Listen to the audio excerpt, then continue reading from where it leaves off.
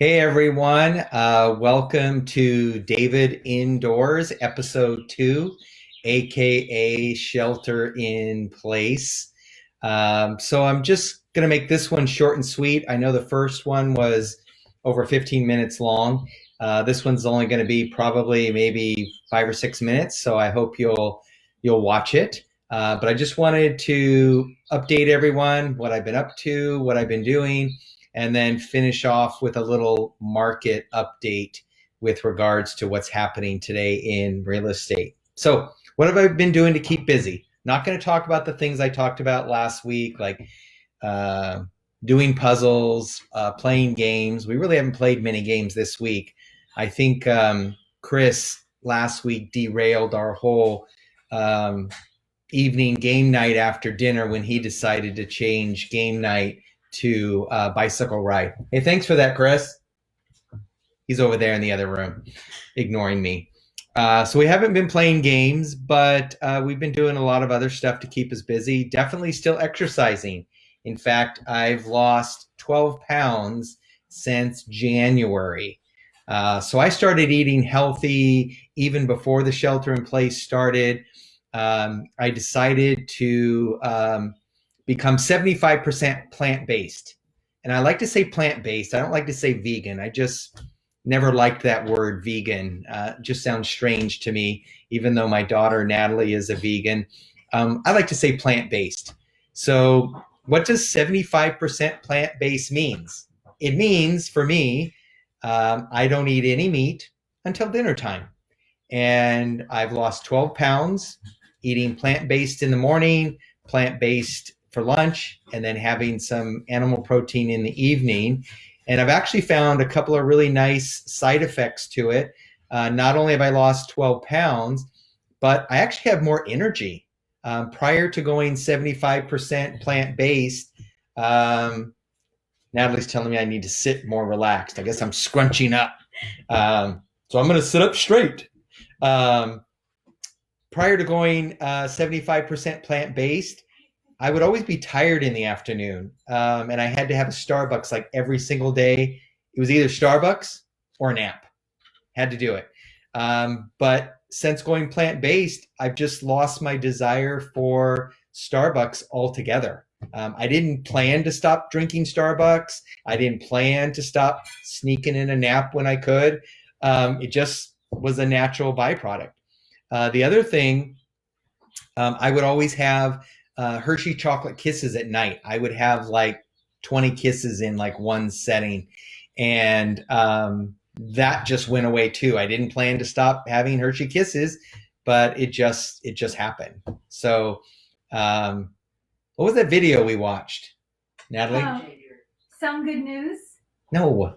Game Changer. Oh. So what started my whole plant-based program was my daughter's vegan and she's wanted me to be plant-based. Ooh, I said that word vegan. I don't like it. I'll try not to do that again. And then couple that with my older son, Nick, had us watch this show on Netflix called Game Changer. And when I watched that changed the game for me. And that's when I switched to 100% plant-based. Hey, Kristen, how are you?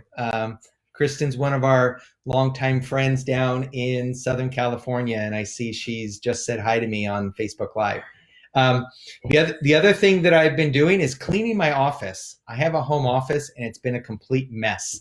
And so I've been spending about a half hour a day cleaning my office, going through old files, tossing things out, purging, and it just feels good kind of cleaning all that. We've also been trying a lot of new recipes. I do like to cook, so we've been baking and cooking a lot of different things. For some reason, I sort of got on this curry bandwagon, so almost everything we've been eating has been flavored with curry. I've also been cleaning up my CRM. For those of you that are self-employed and in sales, you'll know that is a client relationship management tool. And I've been going through that and just sort of cleaning it up. Oh, and today we went to Costco and bought toilet paper. We actually found toilet paper. So if any of you need some, I can spare a square. I can spare a square. Now, for those of you that don't know what that is, for those of you that don't know what sparing a square is, you have to ask someone who's a Seinfeld fan, and then you'll know. Natalie has something to say. And he's also been lip syncing when I'm baking in the kitchen. He's lip syncing around in the kitchen with a highlighter, and Alexa's playing some songs from like teenage movies and stuff. He's having a blast with it, and I'm going to insert a clip.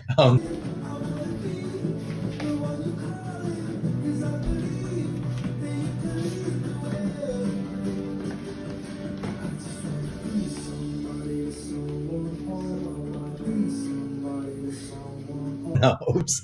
She is the video editor, so I'm afraid you might, when you watch this later, you might see a clip of me lip syncing. I'm good at it. What can I say?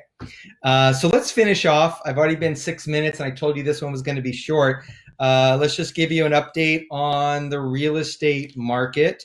I do have some data here. In fact, if anybody wants the actual real report, reach out to me, and I can send you this full report with graphs and everything. But I'm just going to kind of give you a quick highlight of some of the things that's happening in the real estate market, specifically in Northern California and in Santa Clara County. Everyone's asking me what's happening with sales, what's happening with house prices due to the coronavirus. And it's really too soon right now to see if the prices are going to be impacted. But I think going forward in episodes coming up, and I'm doing these episodes every Tuesday night before dinner, we'll have a better idea if it's affecting housing prices. But what I can tell you is the median home price right now in Santa Clara County is a little over 1.4 million.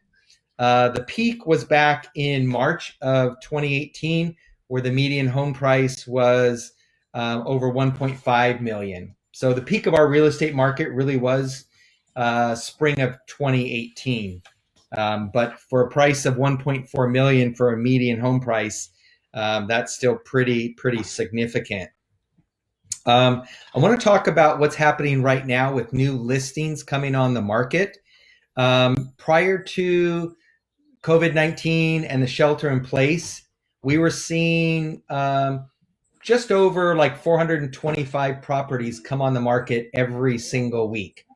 And by properties, I mean condominiums, townhomes, and single family homes throughout the county. We were seeing about 425 properties come on the market each week. Now we're down to about 250 properties come on the market. So people are still putting their homes up for sale, and buyers are still making offers, even though it's fewer.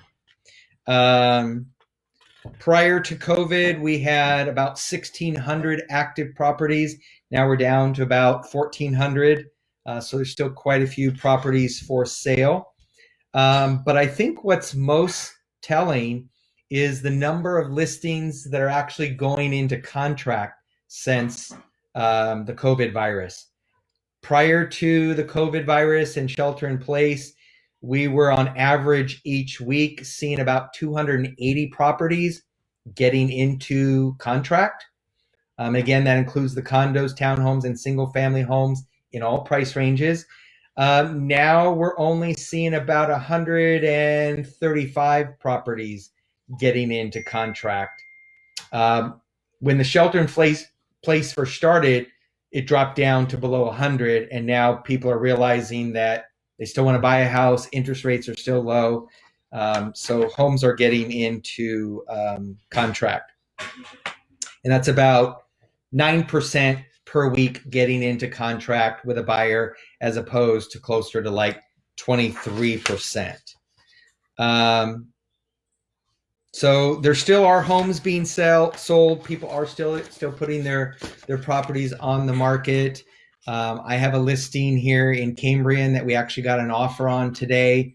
It was a low offer, so I think buyers right now are trying to test the market and see if they can get a low offer accepted because of the shelter in place. But we didn't accept that offer because we still are of the mindset that once this is all lifted, because interest rates are low and because our inventory is low, that the market's going to bust wide open. Time will tell if that's true. Dog needs out. So my assistant Natalie's going to let the dog out. So time will tell, but I'll be coming back to you every week, even though I feel a little awkward making videos and talking to my computer. I will come back to you each week, give you kind of an update on me and the family, and what's happening in the real estate market. So hope you enjoyed this, and we'll see you guys all next Tuesday. Same bat channel, same bat time. And yes, I did make my kids watch the retro Batman TV show from was that 60s and 70s? And they thought it was really dumb and boring, but I loved it still. All right. See you, everyone.